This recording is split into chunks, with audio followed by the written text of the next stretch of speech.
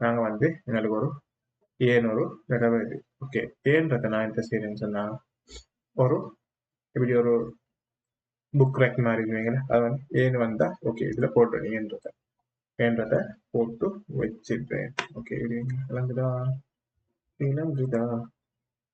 Okay, விளங்குது நினைக்கிறேன். ஏன்றதை போட்டோம்.